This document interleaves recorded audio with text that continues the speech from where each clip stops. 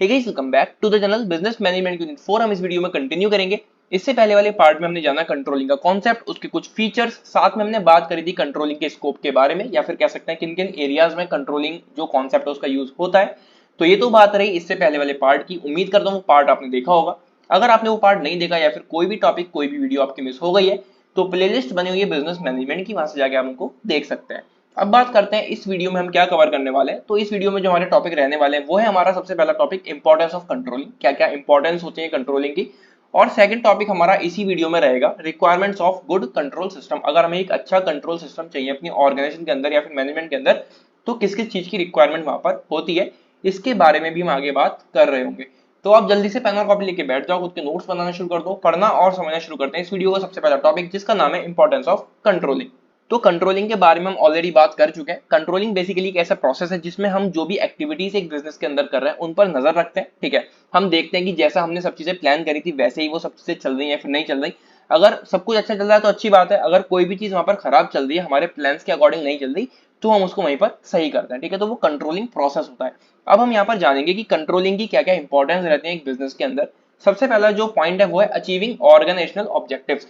तो हम जो भी ऑब्जेक्टिव्स हैं एक बिजनेस के, उनको अचीव कर पाते हैं कंट्रोलिंग प्रोसेस की वजह से, ये उसकी एक इंपॉर्टेंस है। ठीक है, तो जो हमारा कंट्रोलिंग प्रोसेस रहता है वो इंप्लीमेंट किस पर्पस के साथ हम करते हैं, वो हम इस पर्पस के साथ इंप्लीमेंट करते हैं या फिर चलाते हैं उस प्रोसेस को, कि जो भी हमारे ऑब्जेक्टिव्स हैं वो अचीव हो पाए। वो अचीव कब हो पाएंगे, जब हम वहां पर सारी एक्टिविटीज पर नजर रखेंगे कि वो सारी एक्टिविटीज अच्छे से हो पा रही है या फिर नहीं हो पा रही, जैसा हमने सोचा था वैसे वो हो रहा है या फिर नहीं हो रहा। ठीक है, जैसे हमने एम्प्लॉयज को सोचा था कि वो काम करेंगे, इस एफिशिएंसी के साथ वो काम करेंगे, इतने समय के अंदर वो काम करेंगे, तो जब ये सब चीजें हो पाएंगी तभी वो ऑब्जेक्टिव्स भी अचीव हो पाएंगे। और वो सब चीजें हो रही हैं या फिर नहीं हो रही, वो हमें कैसे पता चलेंगी, कंट्रोलिंग प्रोसेस की वजह से।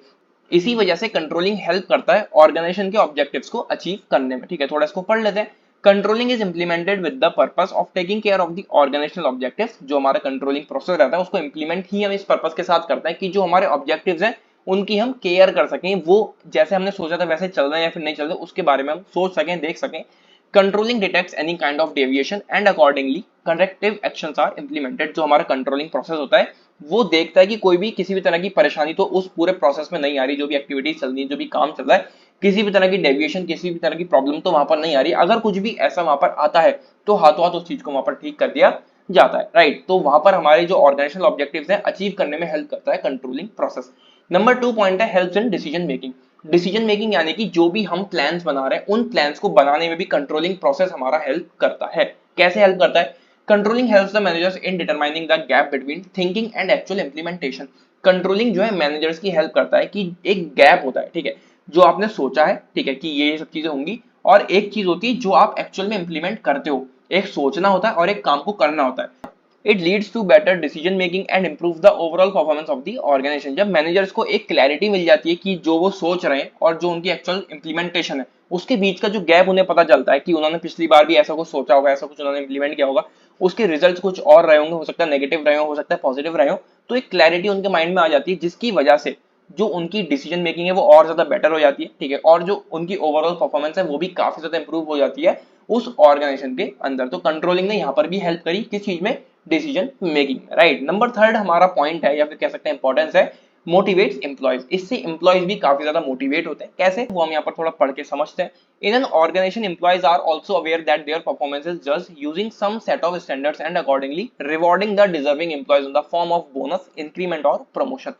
तो अब कंट्रोलिंग में हमने क्या जाना था कि जो भी काम हो रहा है, जो भी एक्टिविटीज हो रही है, उन पर नजर रखी जाती है, उस काम को जज किया जाता है कि हमने जैसा प्लान किया था वैसे वो काम हो रहा है या फिर नहीं।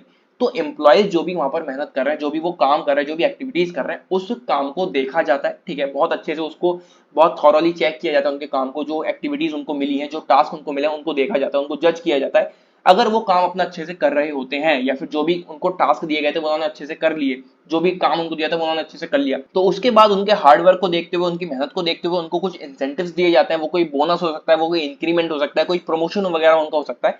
तो ये सब चीजें जो हमने उनकी एक्टिविटीज देखी है, किसकी वजह से देख पाए हम, कंट्रोलिंग की वजह से। ठीक है, तो जब उनको ये इंसेंटिव्स मिलेंगे, उनके काम को देखा जा रहा है, उनके काम की तारीफ की जा रही है, उनको रिवॉर्ड दिया जा रहा है उनके काम के लिए, तो कहीं ना कहीं जो एम्प्लॉयज का मोराल है वो काफी ज्यादा बढ़ जाता है और वो काफी ज्यादा मोटिवेट हो जाते हैं। राइट, फोर्थ पॉइंट है हमारा मेंटेन्स डिसिप्लिन एंड ऑर्डर। जो हमारा कंट्रोलिंग प्रोसेस है ये एक बिजनेस के अंदर या फिर एक ऑर्गेनाइजेशन के अंदर पूरी तरह से जो डिसिप्लिन है, जो ऑर्डर है, उसको मेंटेन करके रखता है। कैसे?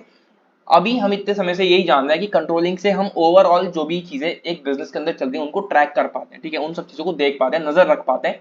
तो जब सारे एम्प्लॉयज को पता है कि हमारे काम को जज किया जा रहा है, हमारी जितनी भी एक्टिविटीज हम कर रहे हैं उस पर नजर रखी जा रही है, तो वो जितना हो सकेगा उतना अपने एफर्ट्स डालेंगे, ठीक है, पॉजिटिवली वो काम करेंगे, डिसिप्लिन में रहकर काम करेंगे, कोऑर्डिनेशन के साथ वो काम करेंगे, ठीक है, एक प्रॉपर ऑर्डर उनका चलता रहेगा, किसी भी तरह के रूल्स को वो ब्रेक नहीं करेंगे जब उनको पता है कि हम पर एक तरह से नजर रखी जा रही है, जो भी हमारे मैनेजर्स है वो नजर रख रहे हैं या फिर कोई स्पेशल टीम उन्होंने बनाई है उस कंट्रोलिंग प्रोसेस को करने के लिए, ठीक है। तो अल्टीमेटली जो डिसिप्लिन है, जो ऑर्डर है, वो वहां का मेंटेन हो जाएगा। थोड़ा इसको पढ़ते हैं।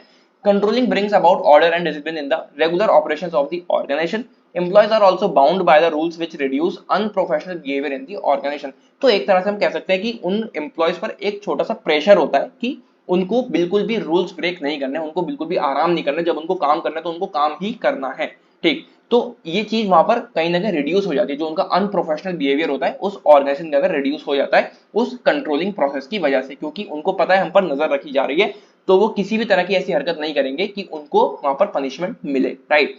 नंबर 5 हमारी इंपॉर्टेंस है इंप्रूव्स कोऑर्डिनेशन। कोऑर्डिनेशन होता है साथ मिलकर काम करने की भावना, राइट। तो साथ मिलकर काम जब हम करते हैं तो हमारा काम ज्यादा इफेक्टिवली और ज्यादा एफिशिएंटली हो जाता है, राइट।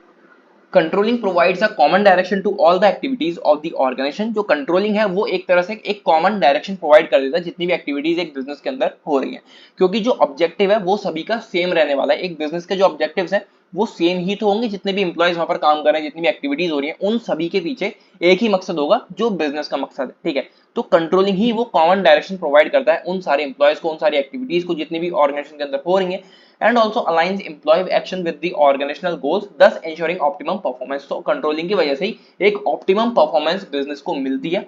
ऑप्टिमम परफॉर्मेंस कब मिली? जब उनको कॉमन डायरेक्शन मिली कंट्रोलिंग की वजह से, ठीक है। जब कॉमन डायरेक्शन मिली तो उन्होंने कोऑर्डिनेशन के साथ काम किया, जब उन्होंने कोऑर्डिनेशन के साथ काम किया तो जितनी भी एक्टिविटीज वो कर रहे थे वो काफी ज्यादा इफेक्टिवली और एफिशिएंटली कर पाए, और अल्टीमेटली जो बिजनेस के गोल्स थे, जो भी ऑब्जेक्टिव्स थे, वो अचीव हो गए, ठीक है। तो यहाँ पर भी कंट्रोलिंग ने काफी ज्यादा हेल्प करी इन सब चीजों को करने में, राइट। तो ये थी कुछ इंपॉर्टेंस कंट्रोलिंग की। आगे बढ़ते हैं, requirements of good control system. क्या क्या चीजों की रिक्वायरमेंट होती है एक अच्छे कंट्रोल सिस्टम के लिए? नंबर 1 है फीडबैक। फीडबैक को एक एग्जांपल समझते हैं। मान लो आपने सोचा, आपने प्लान किया कि मैं 1 घंटे के अंदर बिजनेस मैनेजमेंट की यूनिट 1 कंप्लीट कर दूंगा, लेकिन उसी यूनिट को कंप्लीट करने में आपको लग गए 2 घंटे, ठीक है। 1 घंटा आपने सोचा था, 2 घंटे आपको लग गए उसको कंप्लीट करने में। तो अब जो 2 घंटे आपको लगे हैं वो क्यों लगे हैं, उसका रीजन क्या है, वही आपके लिए फीडबैक है, राइट। मतलब कि जो गलती आपसे हुई है, आपने सोचा था 1 घंटे में वो काम हो जाएगा, लेकिन वो 1 घंटे में ना हो गया, 2 घंटे में हुआ, और उसका क्या रीजन था, वही आपका फीडबैक कहलाता है।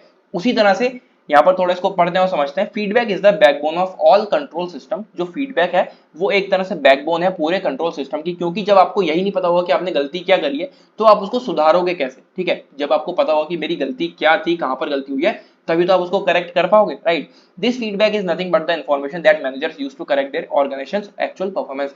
तो फीडबैक कुछ नहीं, बस एक इन्फॉर्मेशन है जो मैनेजर यूज करता है अपनी ऑर्गेनाइजेशन की एक्चुअल परफॉर्मेंस को सही करने के लिए, ठीक है। तो फीडबैक वही है, जो गलती आपसे हुई है उस गलती का आपको पता चलेगा और आपने उसको ठीक कर। तो नंबर 1 रिक्वायरमेंट हमारी हो गई फीडबैक। नंबर 2 अगर हम रिक्वायरमेंट की बात करें एक अच्छे कंट्रोल सिस्टम के लिए, तो वो है हमारा कंट्रोल मस्ट बी ऑब्जेक्टिव। जो भी हमारा कंट्रोल पूरा प्रोसेस रहने वाला है वो ऑब्जेक्टिव रहना चाहिए। ऑब्जेक्टिव यानी कि उसका एक मकसद होना चाहिए, आप उसको क्यों कर रहे हो, ठीक है। The second essential requirement of a good control system is that it must always be objective। ये ऑब्जेक्टिव होना चाहिए। आपने जितनी भी एक्टिविटीज सोची थी वो सब आपने सोचा होगा कि मैं ऐसे ऐसे ही सारे काम करूंगा, इतने समय के अंदर वो सारे काम करूंगा, ठीक है। कंट्रोलिंग प्रोसेस में भी आपको वो ऑब्जेक्टिव लाना पड़ेगा, ठीक है। जैसे कि वर्किंग आवर्स कितने हो रहे हैं, प्रोडक्टिविटी हो रही है फिर नहीं हो रही, एफिशिएंसी कितनी है, तो एक ऑब्जेक्टिव लेवल पर आप उस सब चीजों को सोचोगे पूरे कंट्रोलिंग प्रोसेस में, ठीक है। तो ऑब्जेक्टिव होना काफी ज्यादा इंपॉर्टेंट है एक अच्छे कंट्रोल सिस्टम में, राइट। नंबर 3 हमारी रिक्वायरमेंट है प्रॉम्प्ट रिपोर्टिंग ऑफ डेविएशंस। जो भी आपको गलती नजर आई है, जितनी भी एक्टिविटीज एक बिजनेस के अंदर हो रही हैं, उसमें जो आपने सोचा था कि ऐसे ऐसे सब चीजें चल रही होंगी, इतने समय के अंदर सब चीजें पूरी हो रही होंगी, टास्क हो रहे होंगे, लेकिन जिस तरह से आपने वो सब चीजें सोची थी वैसे वो नहीं हो रही है, तो जो भी प्रॉब्लम वहां पर क्रिएट हो रही है उस प्रॉब्लम को आप एकदम से रिपोर्ट करोगे, ठीक है। जो भी डेविएशंस आ रही है उनको आप फौरन रिपोर्ट करोगे। ये भी काफी ज्यादा इंपॉर्टेंट है कंट्रोल सिस्टम के अंदर। This element of the controlling system basically requires quick reporting of deviations. आपको एकदम से वहां पर रिपोर्ट करना है उस डेविएशन का।